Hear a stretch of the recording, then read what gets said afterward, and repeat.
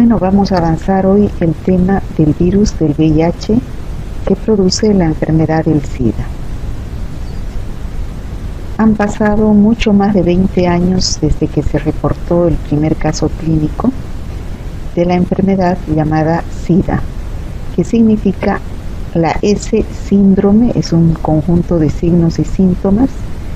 La I es inmuno, se refiere a la deficiencia del sistema inmunológico, de la deficiencia o disminución que produce el virus, y A adquirida, porque se produce un estado de, el paciente entra en un estado de inmunodeficiencia, disminución de sus células protectoras, lo cual va a desencadenar una serie de signos y síntomas en la última etapa de la enfermedad. ¿Cuál es la diferencia entre VIH y SIDA?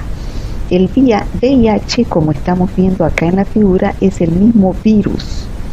Este virus llamado VIH es el que produce la destrucción de las células de nuestro sistema inmunológico, especialmente de las células de los linfocitos T CD4. Y el SIDA, este es el signo del SIDA, es el síndrome, es decir, es el conjunto de signos y síntomas que corresponden a la última fase ya de la infección producida por este virus. Entonces, el SIDA es un estadio ya clínico con signos y síntomas que deja al organismo sin defensas y es vulnerable a varias infecciones oportunistas producidas por virus, bacterias, por hongos, por parásitos. Hasta el momento no tiene cura ni vacuna y como ya dijimos es causado por el virus del VIH. No tiene vacuna porque es un virus que muta continuamente, por lo tanto no se puede obtener la vacuna, pese a muchos estudios de investigación que se vienen haciendo desde su inicio. Este virus fue descubierto y considerado como el agente de la naciente epidemia, que actualmente es una pandemia de SIDA, por el equipo de Luc Montagnier en Francia en el año 1983. Este virus tiene la forma esférica y dotado de una envoltura con una cápside proteica, como vemos en la figura. Pertenece a la familia Retroviridae y al género Lentivirus. Lentivirus porque es muy lento en producir la signo-sintomatología clínica. Existen dos serotipos, el VIH del tipo 1 y el VIH del tipo 2. El VIH del tipo 1 es el que se presenta en el humano y es el que ha producido las pandemias, y el VIH tipo 2 es el que se encuentra en el África. Aquí tenemos la estructura del virus del VIH.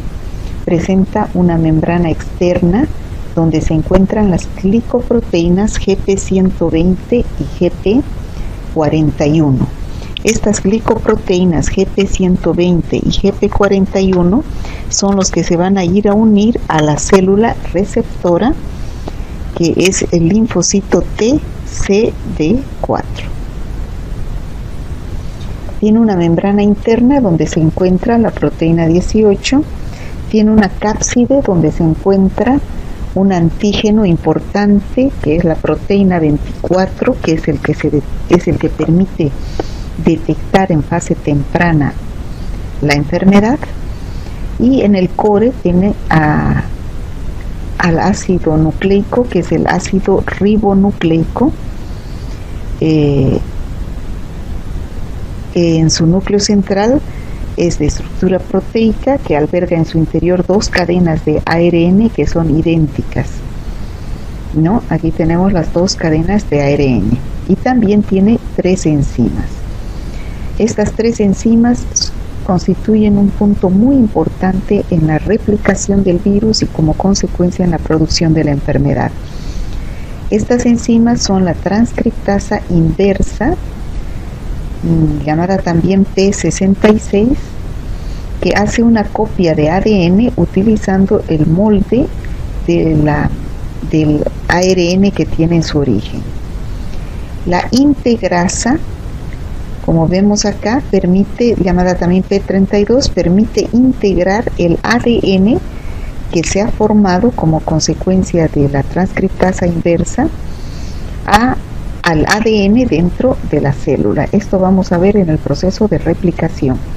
Y la proteasa, llamada también P9, esta proteasa permite el ensamblaje de las partes del virus que se han formado en la célula receptora, que es el linfocito TCD4, es decir, el material genómico, que es el ARN, con la cápside, que es su material proteico. Si no hubieran estas tres enzimas, no se podría realizar la replicación del virus y como consecuencia la producción de la infección y enfermedad. Además, el genoma del virus, el material genético viral, tiene 3 genes estructurales y reguladores, que son el gen EMF, POL y GAG. El gen EMF es el que manifiesta a la GP120 y GP41, que son las glicoproteínas que se encuentran en la envoltura del virus. Luego tenemos el gen POL, que es el gen que produce las 3 enzimas que hemos citado, la transcriptasa reversa, la integrasa y la proteasa.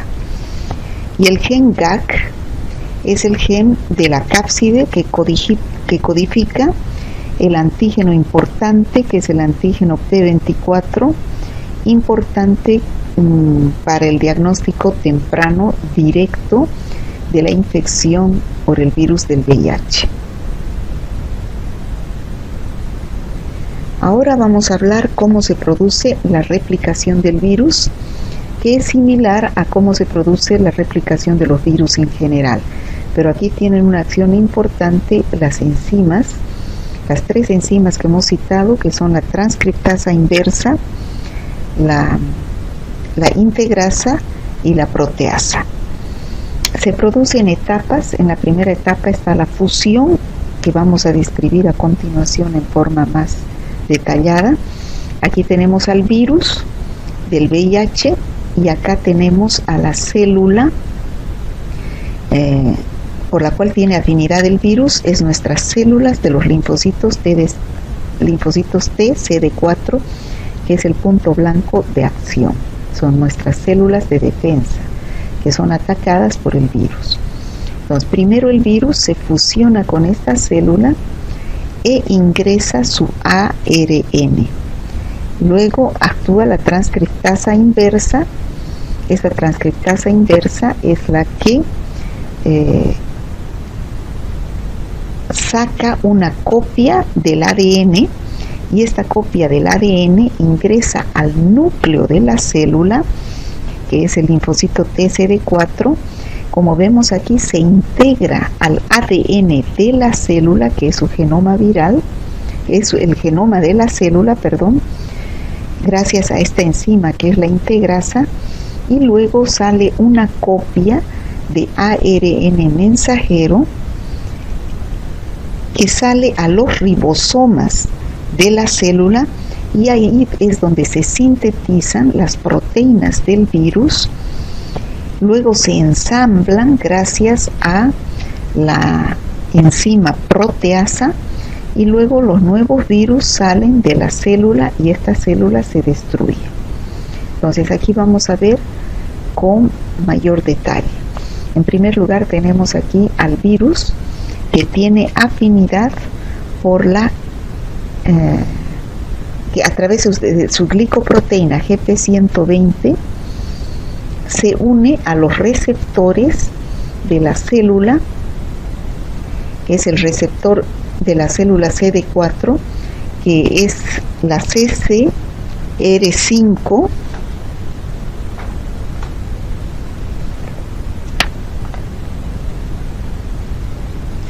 la CCR5 y la CCXR4, que son los receptores que están en la célula, y son los que se unen a las proteínas, glicoproteínas del virus, que son la GP120 y la GP41.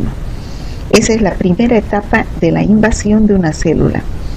Es un reconocimiento mutuo y acoplamiento de proteínas de la envoltura del virión, las GP120 y la GP41 y los receptores de la célula blanca, que es el linfocito TCD4, a través de sus correceptores, que son las CCR5 en los linfocitos T y la CCXR4 en los macrófagos y otras células receptoras.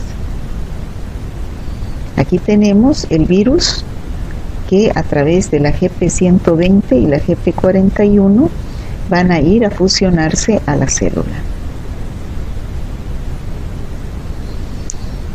Una vez que ingresa el ARN del virus, se produce por acción de la enzima transcriptasa inversa y convierte esta cadena de ARN viral en una cadena doble de ADN vírico. Luego actúa la enzima integrasa. Esta enzima integrasa es la que va a integrar ese ADN vírico al ADN de la célula, ¿no? Entonces se esconde el ADN vírico dentro del propio ADN de la célula anfitriona y el ADN del VIH integrado se llama provirus. Luego, la célula anfitriona recibe, este linfocito TCD4, recibe la señal para volverse activa. El provirus usa una enzima anfitriona llamada ARN polimerasa para crear copias del virus del VIH y segmentos más cortos, conocidos como ARN mensajero, que utiliza como modelo o patrón para formación de cadenas largas de la proteína del VIH. Luego se produce la síntesis de proteínas a partir del DNA viral. Aquí tenemos las proteínas virales, se sintetizan utilizando los mecanismos celulares. Luego se produce el ensamblaje a través de la enzima proteasa, que divide las cadenas largas de proteínas del VIH en pequeñas proteínas individuales.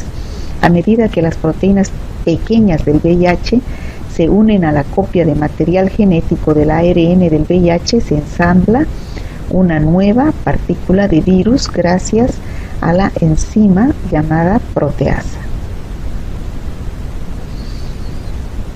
Bueno, y estos virus ensamblados atraviesan la membrana del linfocito TCD4 y toman de esta su envoltura.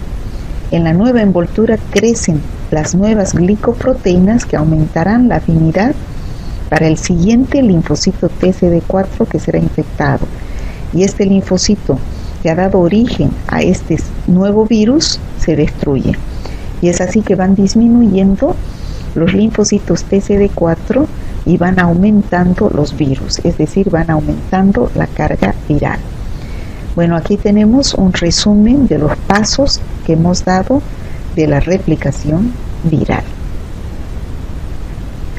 Para esto tenemos que entender qué es la carga viral. La carga viral es el número de copias de virus que pueden detectarse por ml. Esto se realiza a través de la PCR. Los linfocitos CD4 son nuestras células T helper, cuyos valores normales en nuestra sangre son de 600 a 1500 por milímetro cúbico.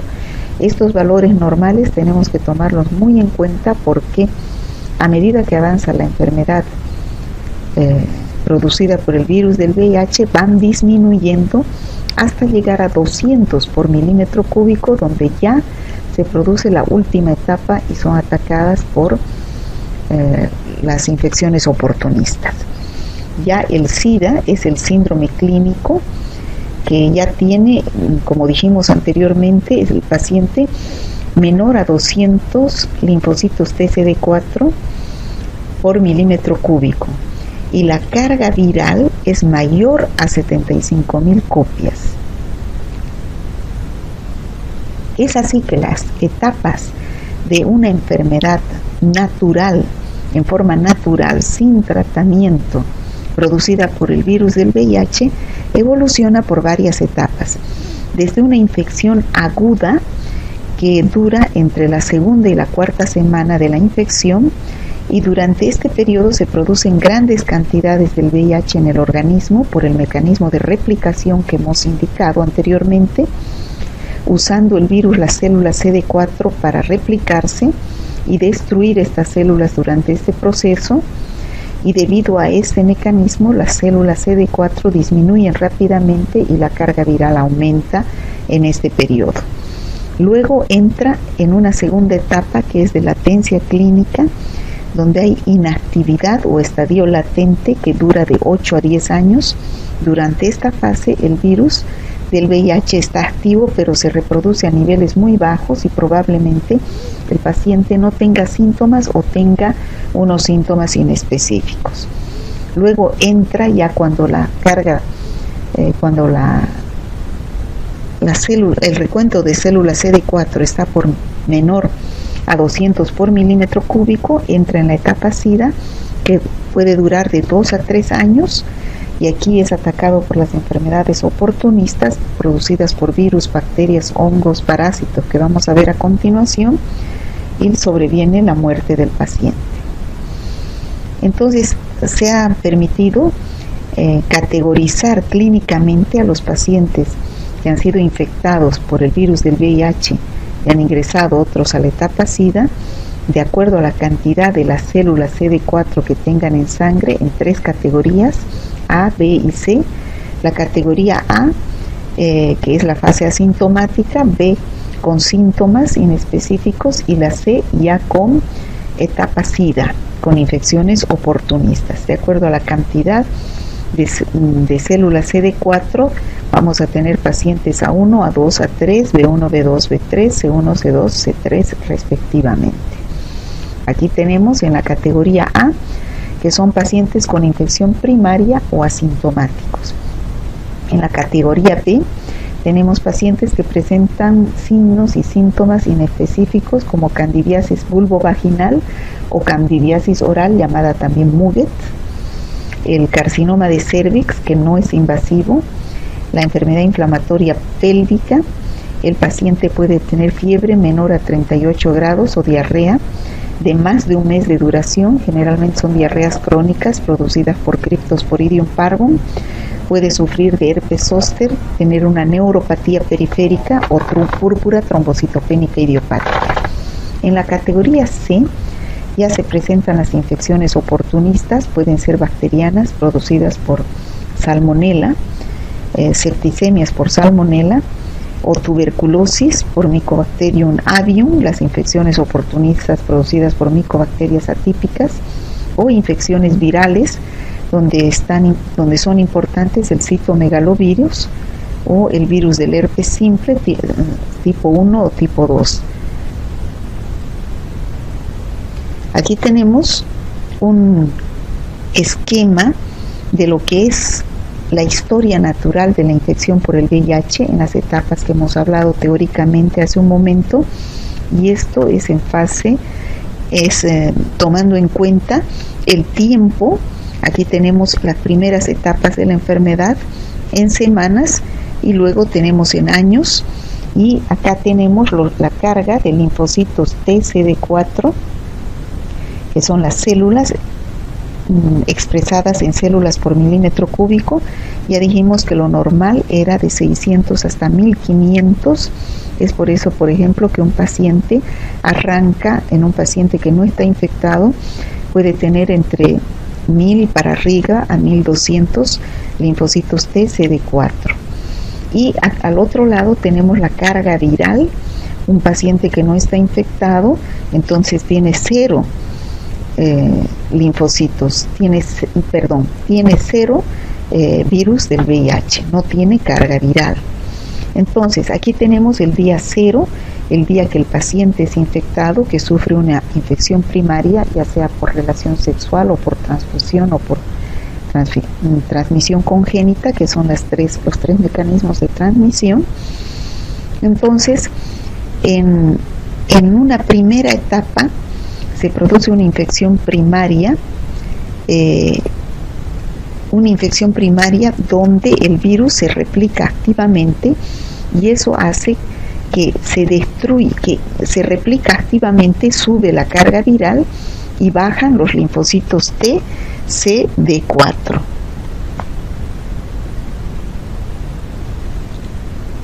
Como vemos aquí en la figura.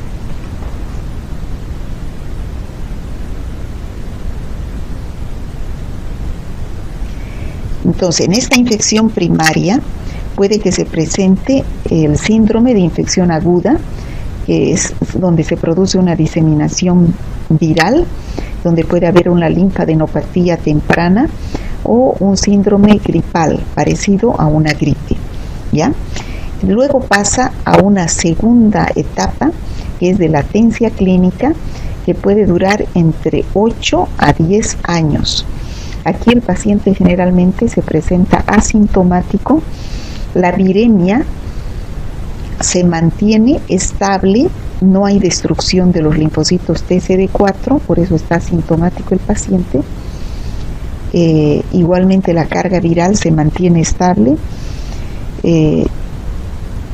Los anticuerpos aquí ya empiezan a detectarse a partir de la cuarta a octava, desde la cuarta hasta la sexta semana empiezan ya a manifestarse los anticuerpos IgM, IgG, y luego los linfocitos después de los 8 a 10 años empiezan a descender gradualmente, porque el virus empieza nuevamente a replicarse y hasta que la carga viral se aumenta considerablemente, lo cual hace que los linfocitos TCD4 bajen hasta niveles de 200 por milímetro cúbico. Entonces aquí aparecen las infecciones oportunistas por bacterias, virus, parásitos, hongos, y el paciente muere por cualquiera de estas infecciones oportunistas, en el caso de que no exista tratamiento. Aquí vamos a describir las fases de la enfermedad. Como dijimos, en el estadio 1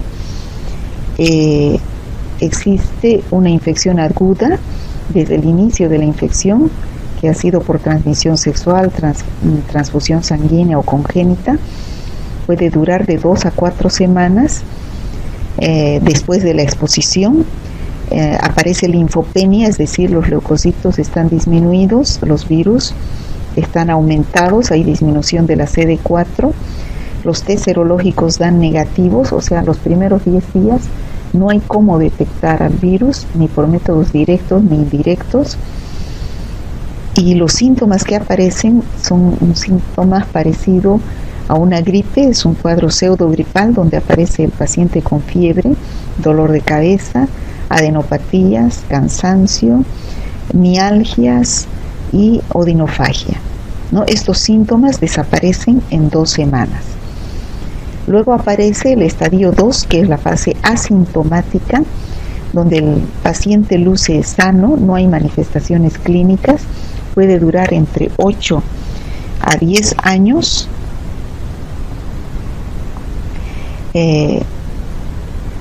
Los recuentos de linfocitos TCD4 es normal. La pérdida de peso puede presentarse en el 20% de los casos. Pueden aparecer algunas manifestaciones cutáneas menores y algunos signos y síntomas de las vías aéreas, ¿no? Puede aparecer alguna de estas manifestaciones, como por ejemplo el Muget, que es una infección a nivel de la mucosa bucal producido por Candida albicans, como vemos aquí en la figura, o diarreas producidas por Cryptosporidium parvum, que pueden ser crónicas, durar más de un mes. Y luego aparece el estadio 4, que es el estadio SIDA, donde ya dijimos nuevamente que decaen los linfocitos TCD4 a niveles de 200 células por milímetro cúbico. El virus se reproduce muy activamente, aumenta mucho la carga viral y se presentan múltiples infecciones que deterioran el sistema inmunológico del paciente, como vamos a ver a continuación.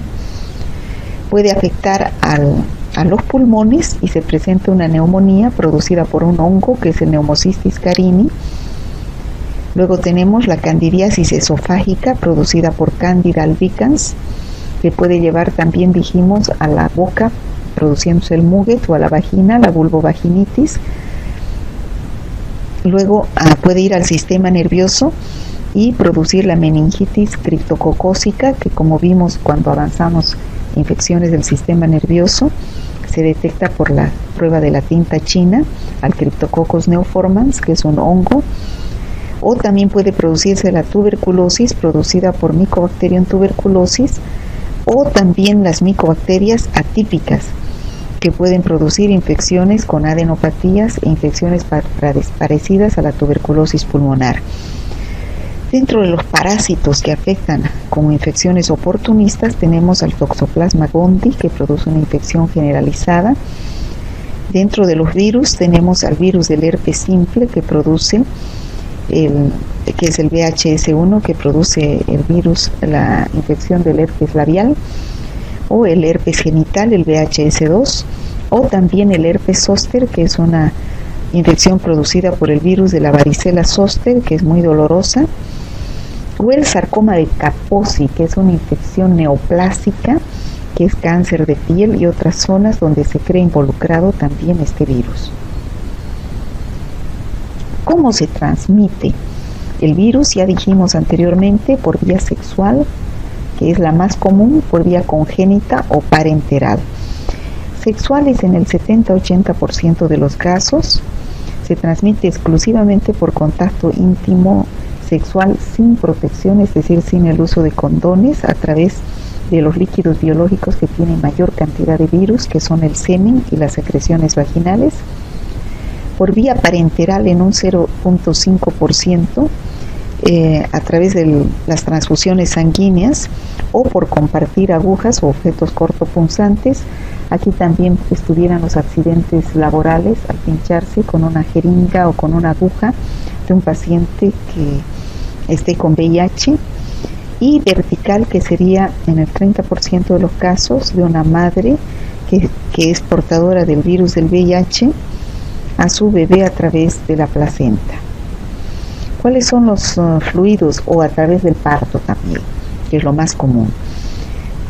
¿Cuáles son los fluidos que contienen mayor carga viral? La sangre y las secreciones genitales, como dijimos, el semen, las secreciones vaginales, las secreciones inflamatorias, la leche materna. Por eso es que no se debe dar de lactar a un bebé cuando la madre tiene el VIH.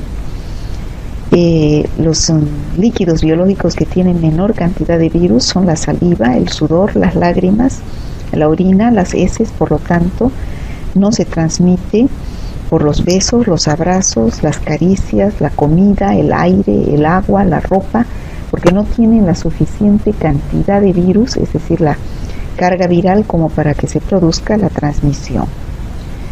Bueno, el diagnóstico del laboratorio lo vamos a ver mejor en la parte de práctica, y para esto necesitamos entender estos términos, porque se va a hacer un diagnóstico además del antígeno y del anticuerpo que se produce como consecuencia de la infección del virus. Como pronóstico de la enfermedad, tenemos que hacer la detección de los linfocitos TCD4, que son un tipo de glóbulos blancos que forman parte de nuestro sistema inmunológico y que lucha contra las infecciones favorecidas por el VIH, ¿no? Y el recuento de esta cantidad de linfocitos TCD4 en el organismo indica en qué grado se encuentra nuestro sistema inmunológico. Ya dijimos que cuando está, lo normal es que haya entre 600 a 1500 por milímetro cúbico, pero cuando ya hay afección por el virus del VIH, empieza la replicación viral, se van destruyendo estas células TCD4, y cuando su número llega a menos de 200 por milímetro cúbico, ya entró en la etapa SIDA y empiezan a aparecer las infecciones oportunistas, porque el sistema inmunológico del paciente se encuentra muy deteriorado. Y otro término que necesitamos saber, ¿qué es la carga viral?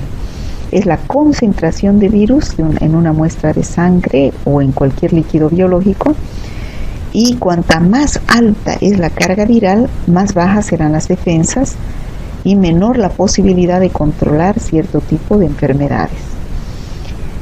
También la determinación de la carga viral, al igual que la determinación de linfocitos T CD4, son indicadores de pronóstico de la enfermedad que nos indican cómo está el sistema inmunológico del paciente. Es el marcador de la respuesta al tratamiento antirretroviral más sensible, rápido y fiable. O sea, se determina la carga viral para ver también cómo se encuentra. Si estamos haciendo tratamiento con antirretrovirales, esa carga viral tiene que ir disminuyendo. La carga viral se correlaciona directamente con el pronóstico clínico, el riesgo de transmisión viral y el recuento de linfocitos T CD4. A mayor carga viral, menor cantidad de linfocitos T CD4. ¿Cuáles son los análisis que se debe pedir? Vuelvo a repetir, esto se lo ve mejor en práctica. Tenemos métodos como el ELISA, que detecta antígenos y anticuerpos.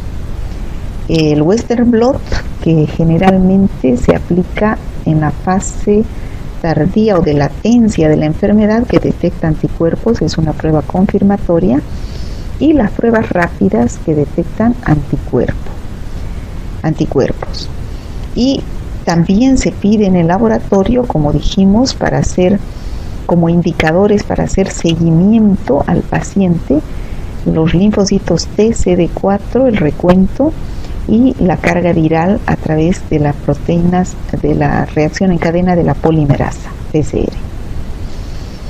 Como dijimos anteriormente, aquí tenemos el punto 0 y cómo se encuentran estos indicadores en el plasma en función del tiempo.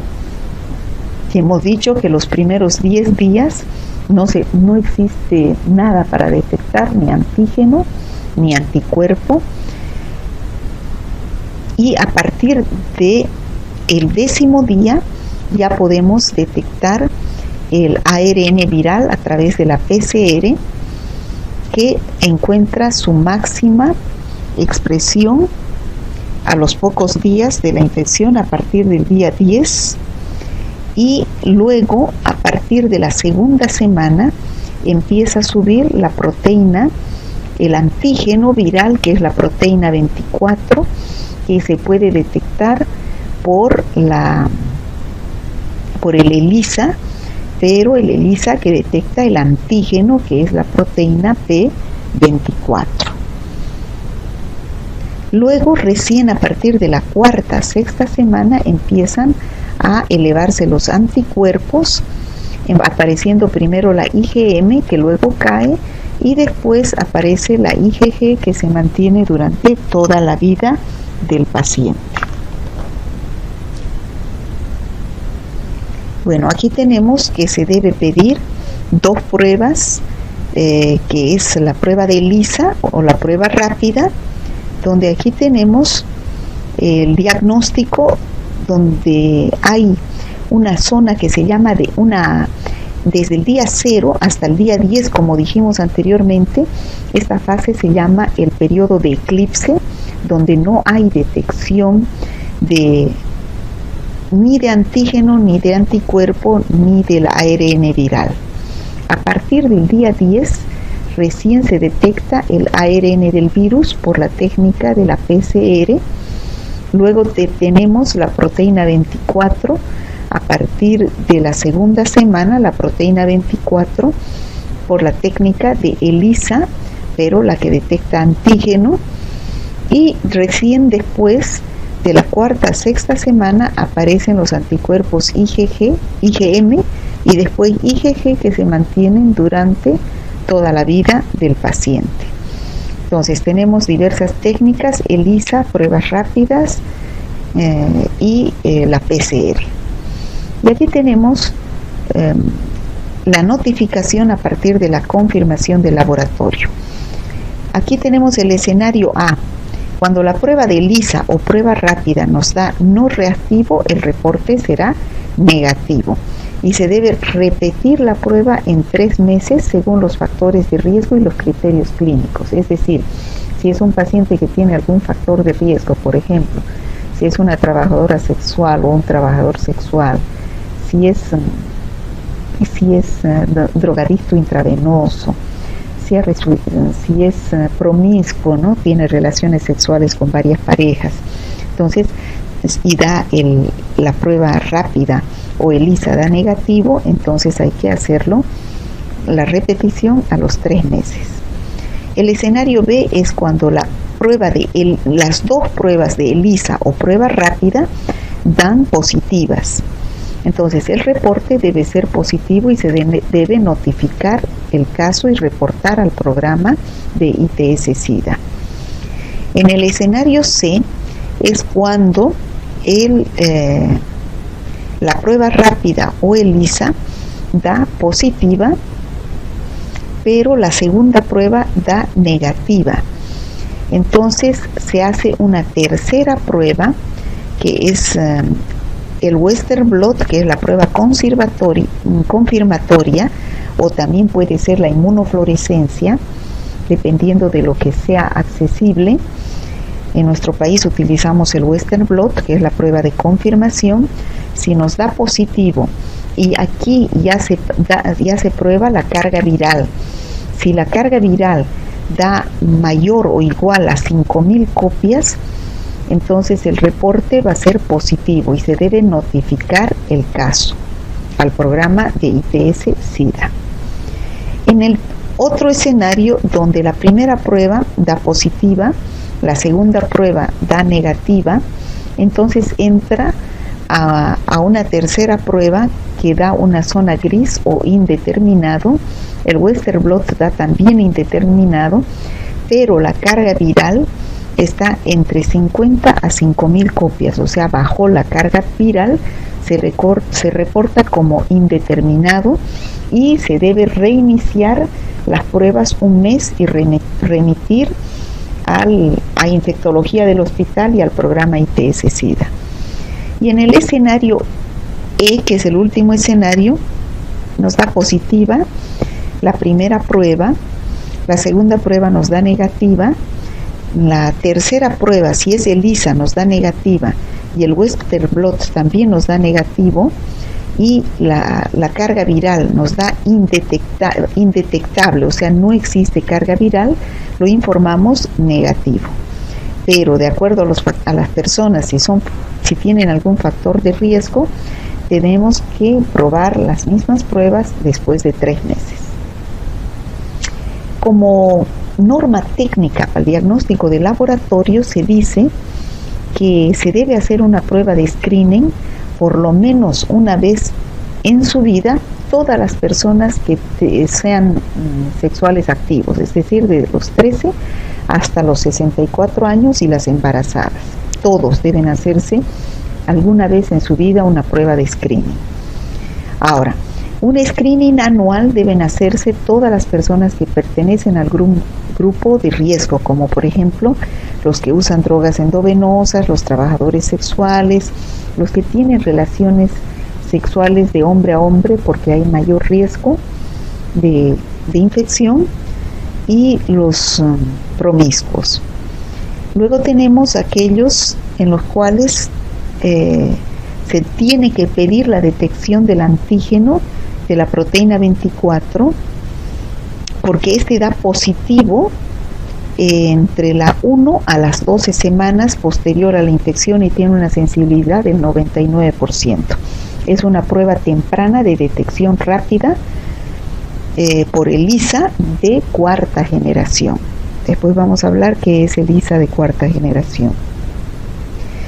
Luego tenemos otra prueba que está indicada, que es la PCR, que detecta el RNA viral a partir de un rango de 20 copias por ml. Y luego debemos hacer la determinación de los linfocitos TCD4, el recuento, que ya dijimos no es para hacer diagnóstico, pero sí es para hacer seguimiento, ya que hay pacientes que pueden ser normales sin el virus del VIH y anormales con el virus del VIH. Entonces, en el periodo 1 empieza a levantarse el ARN viral. Hay pruebas que miden 40 copias y pueden dar positivo ya en un paciente a partir de la segunda semana. En el día 15 a 20 de la enfermedad ya se eleva, como dijimos anteriormente, el antígeno, que es la proteína P24, que se utiliza para el diagnóstico de una infección temprana. Y ya dijimos, se mide mediante el método ELISA de cuarta generación como prueba de diagnóstico. En el día 20, ya el ELISA de cuarta generación para ver si hay formación de anticuerpos IgM. Y en el día 25 ya se puede pedir Western blot, que detecta anticuerpos. Ya en la etapa tuviéramos a partir de los 180 días el SIDA en su fase crónica, ¿no? Aquí tenemos las pruebas de ELISA cuando hablamos de primera, segunda, tercera y cuarta generación. Esto se refiere a la sensibilidad y especificidad de la prueba. El de primera generación solo detecta IgG porque su antígeno es un lisado viral proveniente de un cultivo de virus de VIH, no es muy sensible ni específico. La de segunda generación también solamente detecta IgG, pero ya su antígeno es de proteínas recombinantes y de péptidos sintéticos. Las de tercera generación ya son más sensibles y específicas porque ya detectan, además de la IgG, la IgM. Y los de cuarta generación ya detectan, además de la IgG e IgM, al antígeno P24, porque su antígeno está hecho de péptidos recombinantes y anticuerpos para detectar justamente al antígeno de la proteína 24. ¿Cómo es la situación del VIH-Sida en Bolivia? Bueno, aquí tenemos los casos de VIH-Sida por departamento. Vemos que el mayor número de casos se detecta en Santa Cruz con un 47.7% de todos los casos, seguido de La Paz con un 28.45% y luego Cochabamba con un 19%. Tomando en cuenta hasta el año 1984, donde se empezó a estudiar el virus, hasta el año 2018, tomando en cuenta el grupo etario que tenemos aquí a la izquierda y el sexo, vemos que más se han presentado casos en hombres que en mujeres. Y la edad donde más se presentan casos es en los jóvenes, edad sexual activa, a partir de los 20 años hasta los 34 años. Son la mayor cantidad de casos que se presentan en Bolivia. Ahora vamos a hablar de tratamiento. ¿Qué es un tratamiento antirretroviral? Son los medicamentos que se utilizan en contra de un retrovirus, que es el virus del VIH, ¿no? Estos antirretrovirales detienen, controlan y reducen la concentración del VIH en la sangre. Y vamos a hablar de Targa. ¿Qué es Targa? Es el tratamiento antirretroviral de gran actividad.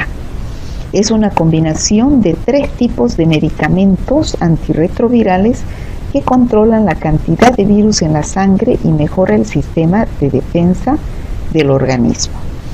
¿Cuáles son estos antirretrovirales? Estos antirretrovirales van a ir a actuar en contra de la replicación viral. Y hemos dicho que en la replicación viral actúan las enzimas del virus, que son la transcriptasa inversa, la proteasa y la integrasa. Entonces existen medicamentos, como vemos aquí a continuación, los que inhiben a la transcriptasa reversa, análogos de los nucleósidos, donde está la acidobudina, la lamivudina, la estabudina, la didanosina, el tenofovir, que es el más común, ¿no?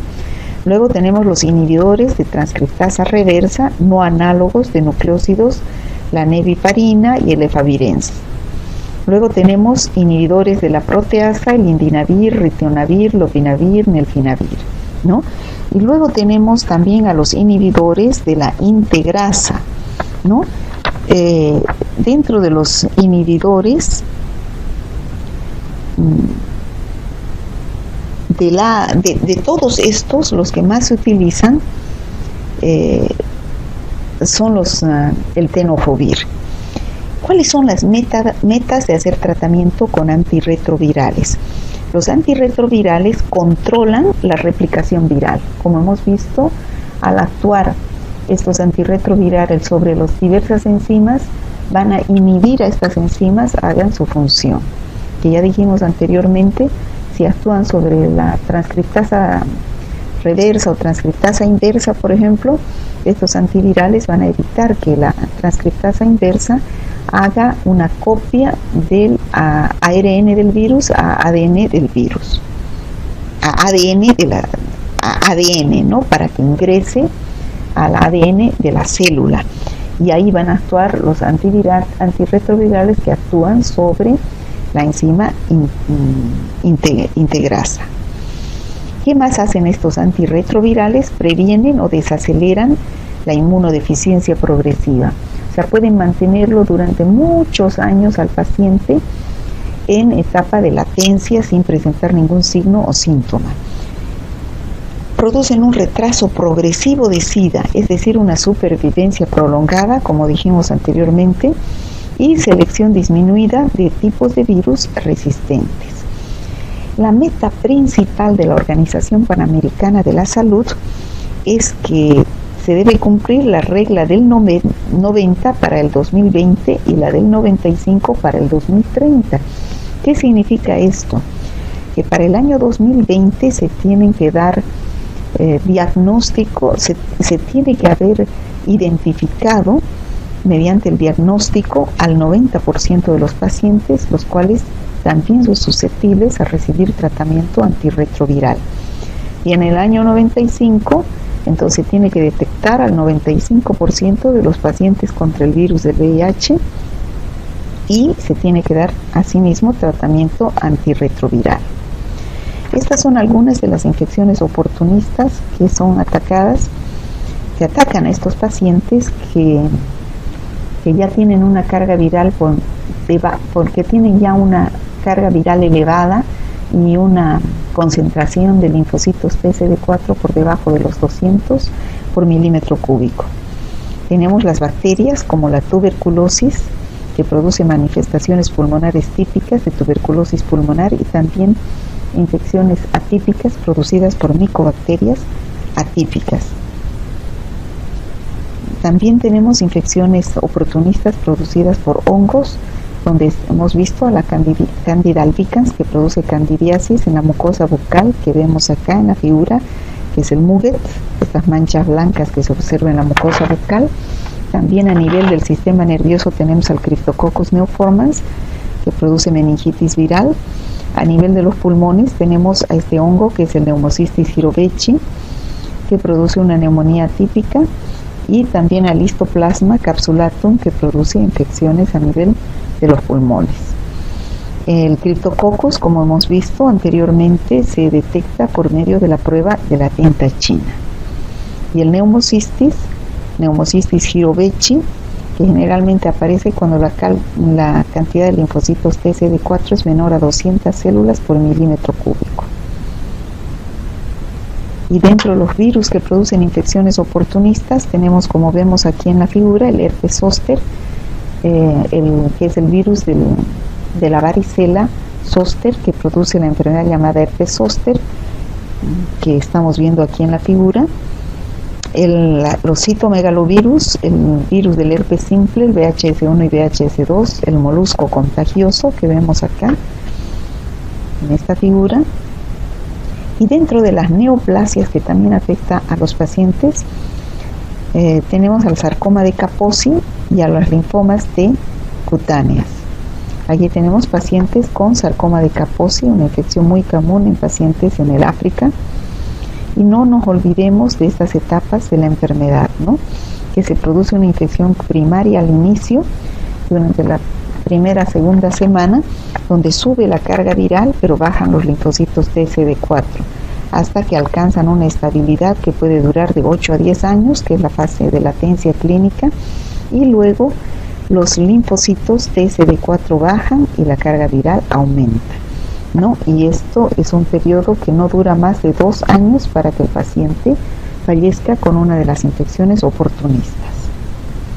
Bueno, prevenir el SIDA está en tus manos, es muy importante el uso del preservativo. Bueno, terminamos con este mensaje donde dice: el único modo de hacer un gran trabajo es amar lo que haces.